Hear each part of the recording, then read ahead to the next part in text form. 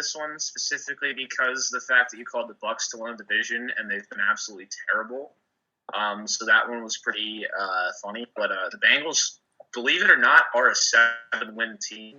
And you give me 3.5 points for a 7-win team against a 2.5 team. They only have to cover 3.5 points against a 2-win team. I'm going to take that. Even on the road, I don't see that much of a home field advantage for a 2-win team, even though they might believe they're still in the playoffs. Mike Evans is good, but Vincent Jackson's had a disappointing season, and there is absolutely nothing in terms of the running game. All right, Snowball, real quick, tell me why the Bengals will win before I tell you why the Bucks will win outright. Because the Bengals are just a better team overall. They have better QB, they have better running backs, better defense. They're just a better team. They're much better defense. Bucks are in competition for the South, but so are the Bengals. And the Bucks look terrible against the secondary against the Bears.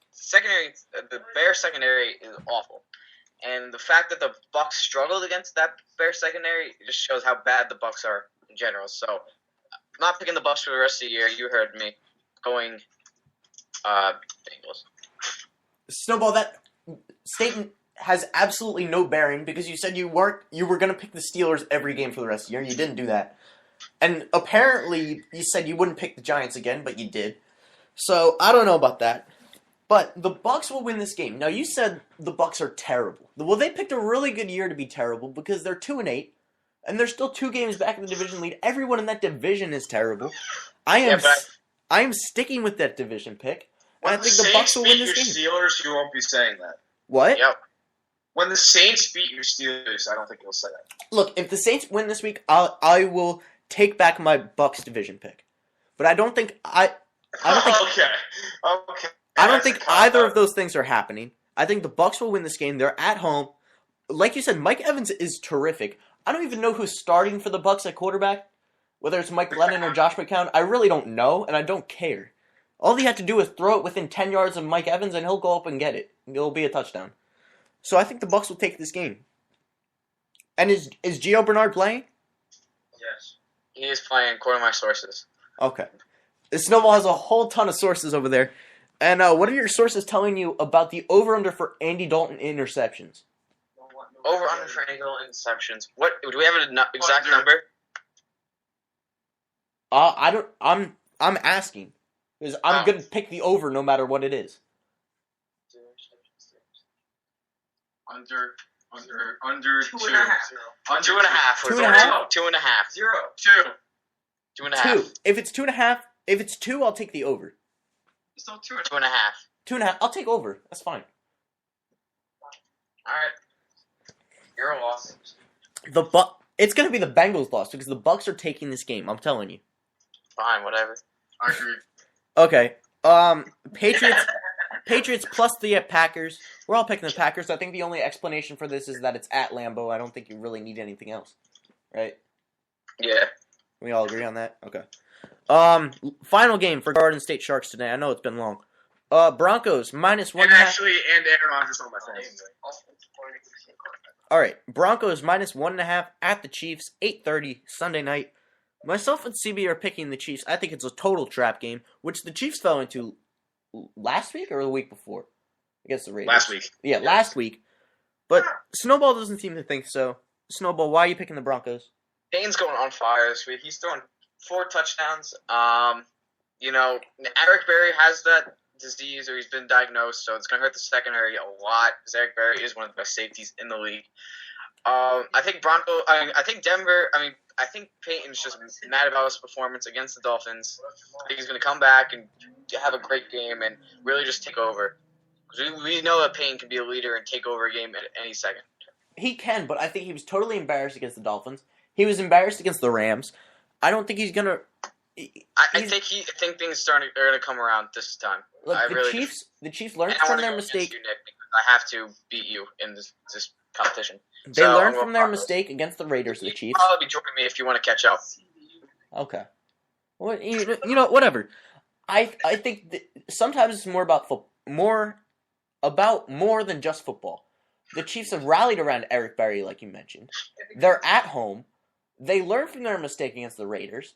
The Broncos are going to fall into this trap game, and the Chiefs are going to win. I mean, it's 1.5. Do you really expect me to pick the Chiefs to cover and not win? So the Chiefs are winning this game. It's going to be real close. I would say a field goal. Thank God they don't have Ryan Suckup anymore, because he blew the playoffs for the Steelers last year. He blew a game for the Chiefs. So, yeah. CB, you have anything to add picking the Chiefs? Yeah, pretty much. It's hard to go against a team with heavy hearts. Yeah, they always play passionate. They always put up good fights, and especially coming off a bad loss, there's no way the Chiefs are going to come out flat this game. The Broncos have had some share of their struggles the last couple of games. Peyton Manning's been a little more inconsistent. They've had some injuries in the passing game, but a team at home coming off a bad loss, trying to get back into the playoff race, with someone on the team just diagnosed with cancer, I think that's pretty much a very tough situation to bet against a team there, even if it is the Broncos. Was it cancer? I never heard the I'm not sure exactly. I'm not sure. They think it's lymphoma, which is a form of cancer, but they're not completely positive yet. So they did find a mass in his chest, and so they think it's lymphoma, but they're not positive yet. Again, we've seen this kind of effect on teams where it's about more than football, and I think the Chiefs are going to experience that. I'm not sure how long it will last, but like we saw the Rangers in the playoffs last year in the NHL, I think there can be a similar effect. So I think the Chiefs will win this game, and it's a total trap for the Broncos. So that's going to do it for Garden State Sharks. Moving on to college football, I'm just going to run through the scores real quick. Yesterday we had a couple upsets. Western Kentucky beat number 24 Marshall 67-66 in overtime. A great comeback by Marshall, because they were down big in the second quarter. But they came back, they forced overtime, and they eventually lost to Western Kentucky. But a great season by Marshall, 11-1, and they were ranked. When's the last time Marshall was ranked? I can't remember. I don't know, but it was pretty high scoring even for a football game. And granted, they're in Conference USA, and they're not going to be ranked after this week. But it was a great season, and I hope they'll get into like the Beef O'Brady's Bowl or the Idaho Potato Bowl or one of those lower tiered bowls, and come out with a win there. Because Marshall is a really good team for their conference and for their position in Division I, and they really did have a good year. Obviously, not up to the standards of the AP rankings or the playoff rankings, but it was a good year. Also, we had unranked Stanford beating UCLA, number 8, 31-10. Then we had number 11 Arizona beating Arizona State 42-35, and we had Missouri clinching the SEC East with a 21-14 win over Arkansas. Also on Thanksgiving, forgot to mention this, number 5 TCU beat Texas 48-10. As for today, we had number 25 Utah beat Colorado 38-34. We had number 22 Louisville beat Kentucky 44-40. We had number 21 Clemson, as we mentioned, beat South Carolina 35-17. Number 14 Wisconsin beat Minnesota 34-24. Number 20, what am I saying? Number 12 K-State beat Kansas 51-13. We had number 10 Michigan State beat CB's Penn State Lions 34-10. We had Baylor beat Texas Tech. This was actually a really close game, 48-46. Did not see that coming at all. Ohio State, number 6 Ohio State beat Michigan 42-28. Again, we said JT Barrett being taken off with a dislocated right ankle. Something with his ankle. I'm not a doctor. I don't know the exact terms. But we also had number 19 Ole Miss upsetting Mississippi State 31-17. So it looks like Mississippi State will be out of the top 4 come next week. Number 3 Florida State with another really close win, 24-19 over unranked Florida in Will Muschamp's last game. Now that was a real weird situation. I don't even know what you guys thought of that. But they fired Will Muschamp, but basically said, why don't you come back for 1 or 2 more games? I thought that was weird. Because they dismissed him from the program and said, just come coach this last game. That made absolutely no sense to me. We had, and this pains me to say, number 16 Georgia Tech upsetting number 9 Georgia 30-24 in overtime. And right now we have Alabama up on number 15 Auburn 14-9 in the Iron Bowl with about 4 minutes into the second quarter. Then we have number 2 Oregon, and they're dominating Oregon State 16-0. That just started the second quarter. And later on tonight we have Utah State versus Boise State at 10:15. That's on ESPN2. So we'll probably... Is Boise State ranked? Boise State is number 23 in the country. Wow, well, much better season than I was expecting. Yeah, I didn't even realize they were ranked. They lost their head coach who had so much success there, and now I think they're ranked higher than because I don't think Washington's ranked. No, I don't think they are. Because that was all the top 25 teams. That's impressive. Wow, I'm going to give them props for that. And now, see that Boise State, now you get recognition from CB Garrett. I don't know how far the Iron Bowl and Oregon State is going to go, but we'll get you the latest score available on that game before we wrap up the show tonight. Now, moving on, we're going to give you our playoff rankings. So, CB, I'm going to start with you. Yeah, I have Bama 1, Oregon 2, FSU 3, Baylor 4. That seems pretty trendy, but I actually had Baylor ahead of Mississippi State before that game happened. I didn't think they were nearly playing as well as they needed to continue to move on. And I think Baylor is a good team. I just still, again, I don't see how you can lose to how you can beat TCU. Only have one loss, and TCU only has one loss, and still be ranked lower than them. I get the fact that TCU is going to be the number 4 team when the polls come out on Tuesday, I believe it is. But it's not something that I agree with. Baylor is actually ranked ahead of TCU in the AP poll, but we know that doesn't matter in terms of playoffs. Snowball, I'm actually going to go to you because I have a statement to make along with mine that you guys are not going to like. Okay. So I have Bama 1, Oregon 2, FSU 3, and Baylor 4. Okay, that's fair. Just like CB.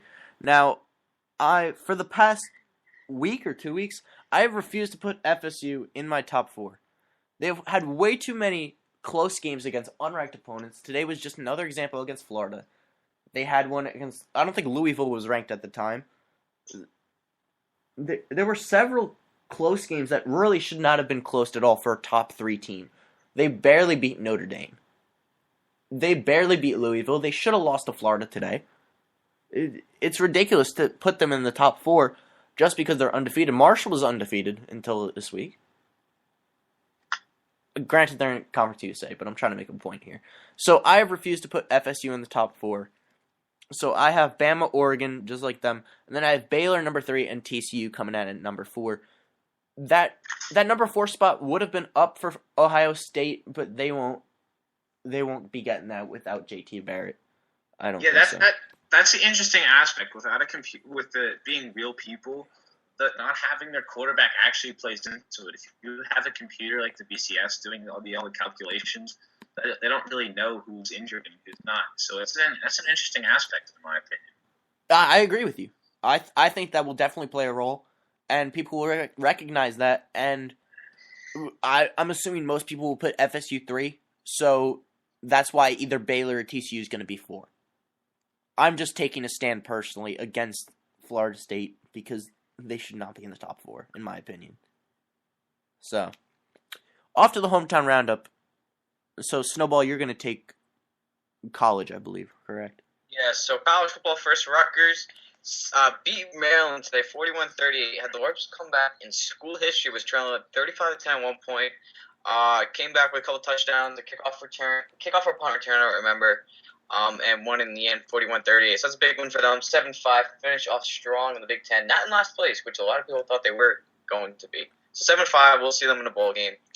College basketball, Rutgers basketball did all right this week. Beat St. Peter 68-50 and Vanderbilt 68-65. It's going to play Clemson Seton Hall this week. Seton Hall won the Virgin Islands basketball tournament. Didn't really play the best of teams. And they're going to play Rutgers during the week as well. So they'll play each other. So it'll be interesting. Battle for New Jersey, if you could say. Okay, that's fair. as for the NFL, we have the Giants 3-8 snowball.